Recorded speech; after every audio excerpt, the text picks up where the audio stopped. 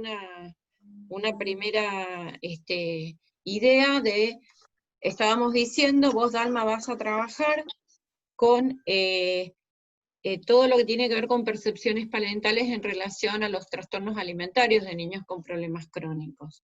Entonces, Sí. para las 6, para todas, no son las 6, me falta, no, está Claudia acá, que estabas doble recién, por eso. Para todas, entonces, nosotros vamos a pensar en que la idea de la tesis es proponer un tema con la población que yo tengo a mano actual, teniendo una mínima idea para empezar de un número y de una edad. Vos, Alma, ¿qué edades consultan en el hospital o vos estabas en un centro de neuromotores, ¿no?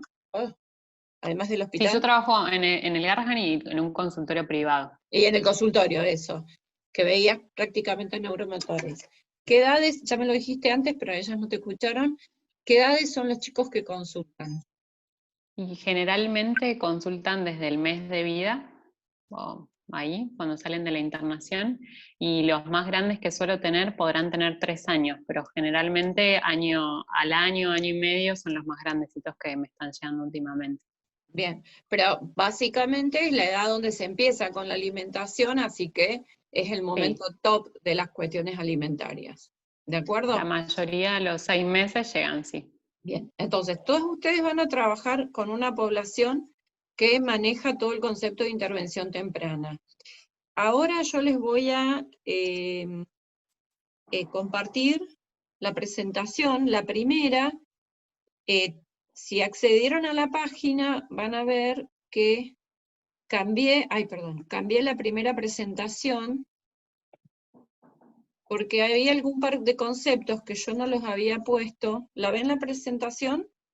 Sí. Bien, había un par de conceptos que no los había puesto porque estamos hablando de rehabilitación, pero veo que me parece que vamos a tener que ponerlos para no olvidarnos en el diseño del trabajo.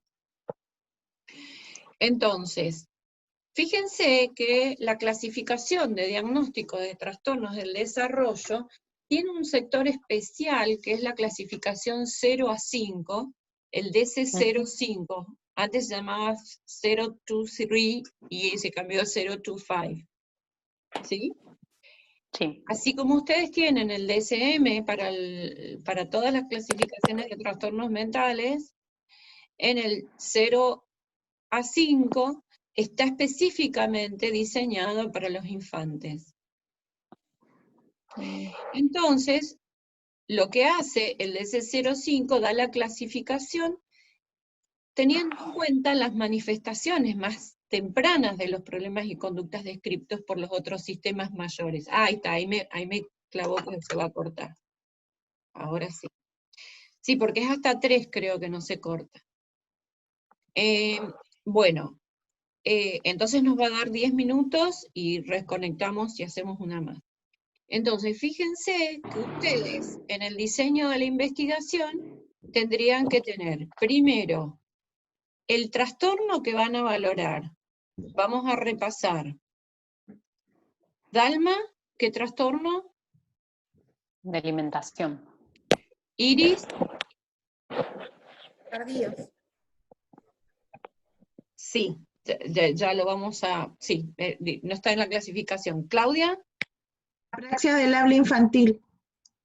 Más fuerte, perdón. Apraxia del habla infantil. Gracias. Bien.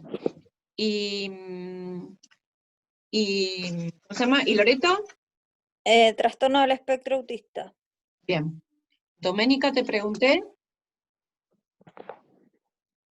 ¿Aló? Sí. No es, bueno, hasta el momento es la adquisición del lenguaje. Adquisición del lenguaje. Bien.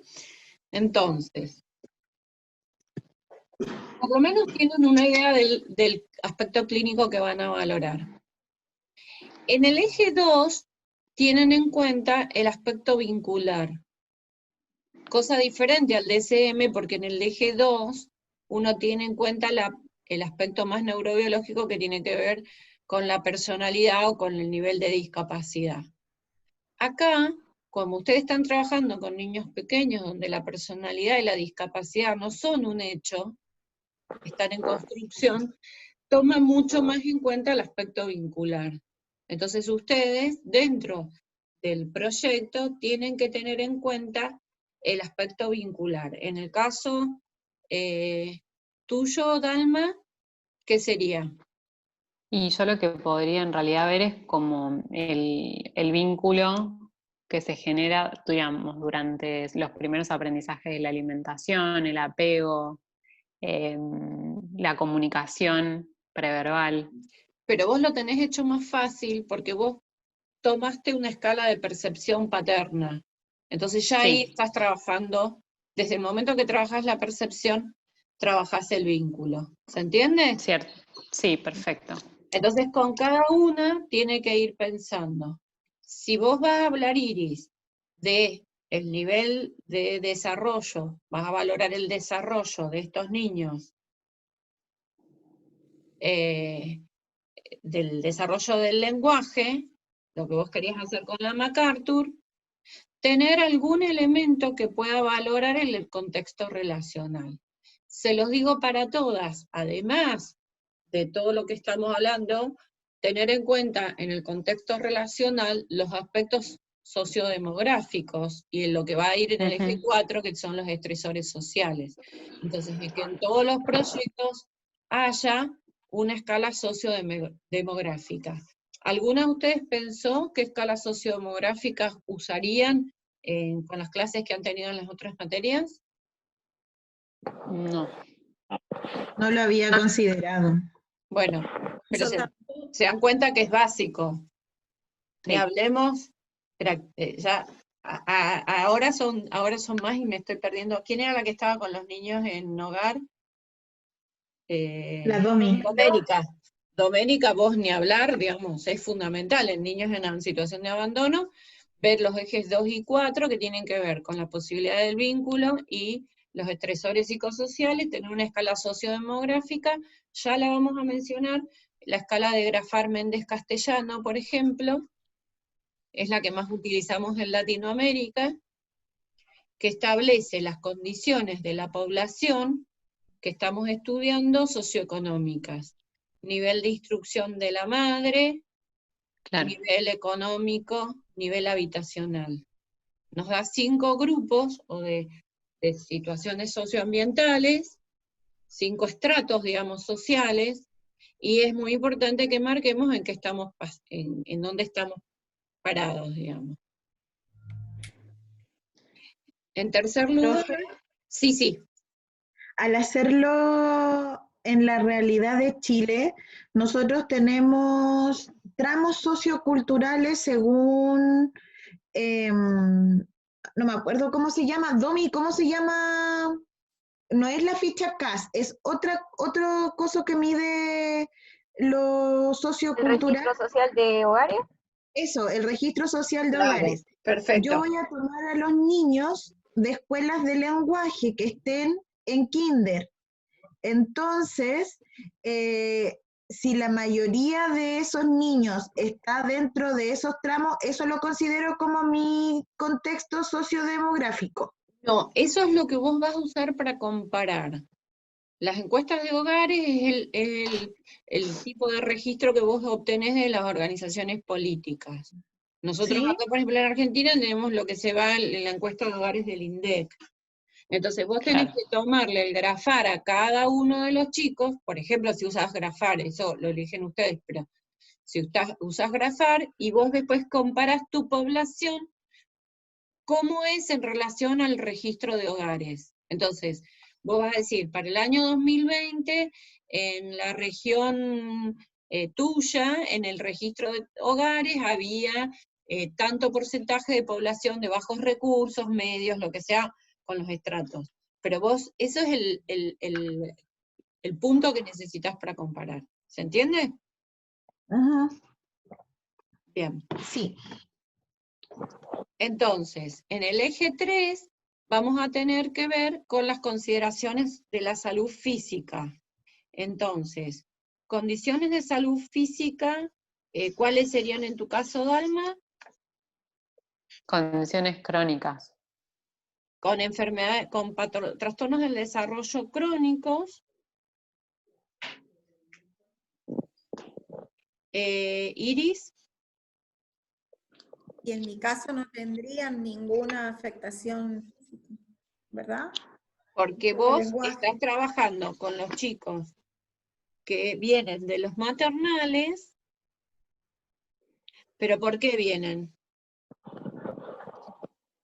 Todos por falta de habla y lenguaje.